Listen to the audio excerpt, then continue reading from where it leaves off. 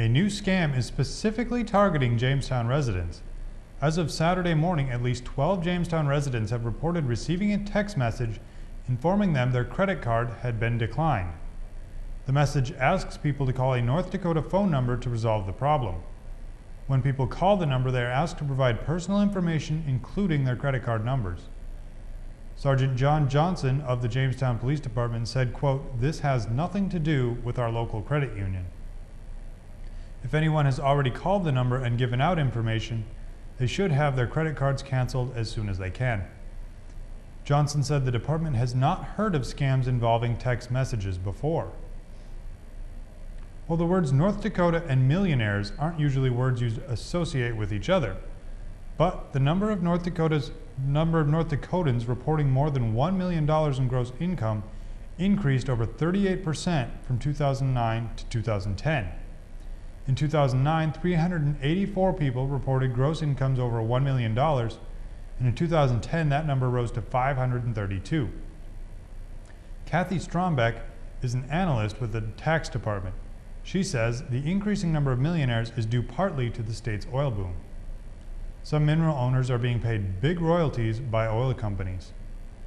And the wealthy aren't the only ones making more money lately. The average gross income in the state increased from just under $47,000 in 2009 to just over $53,000 last year. Strombeck said that increase in wages was a record for the state. Pakistanis are rallying against NATO and the United States today. The rally is in response to an attack that killed at least 24 Pakistani soldiers over the weekend. A spokesman for the Pakistani military said the NATO strike in Pakistan lasted 2 hours. The attack originated in Afghanistan. Pakistan has since stopped NATO supplies from crossing the border into Afghanistan and has demanded that the Central Intelligence Agency stop its drone operation in western Pakistan. The attack happened when NATO forces came under attack near the border of Pakistan. They called in air support, who flew in and killed the Pakistani soldiers. Pakistani officials said they don't believe that the NATO forces were being fired at from Pakistan, though. Well, a cure for AIDS has long been sought, but many researchers have been losing hope. 2 AIDS patients have some scientists feeling more optimistic, though. A Berlin man no longer has HIV after undergoing several bone marrow transplants. Another man in New Jersey underwent gene therapy that allowed his body to temporarily control the virus after he stopped taking his antiviral medications. He is not cured, but the temporary control of the virus is unusual and is a sign that the virus could be controlled without medication.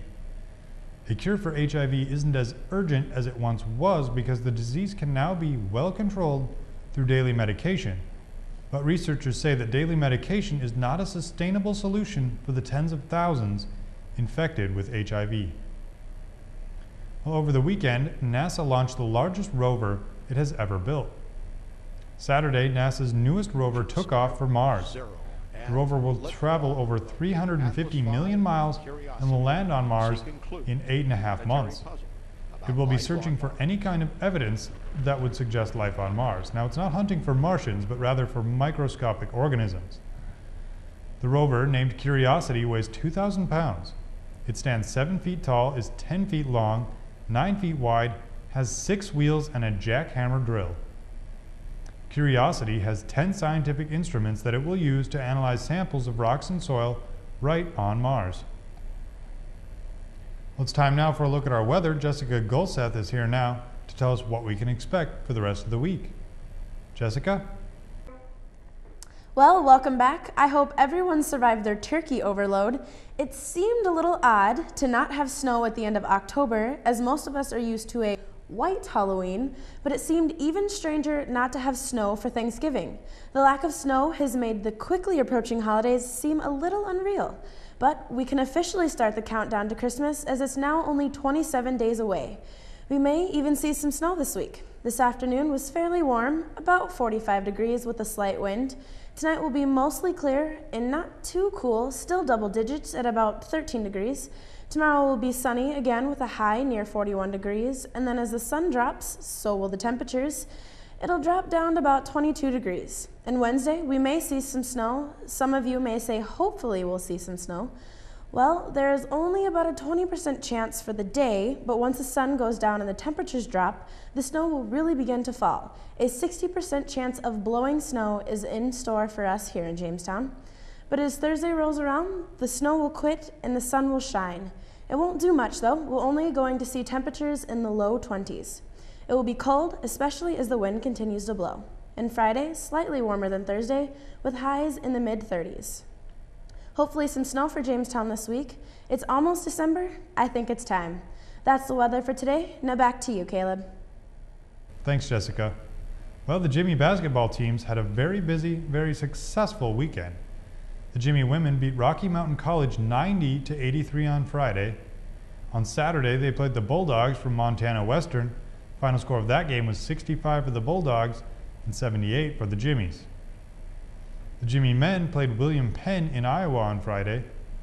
It was a close one with the score being tied 11 times throughout the game. The Jimmies pulled off a win with a final score of 72-69. Saturday, the men played Presentation College. 5 Jimmies achieved double-digit figures in that game. In the end, the Jimmies had 80 points, and Presentation College had half that with 40.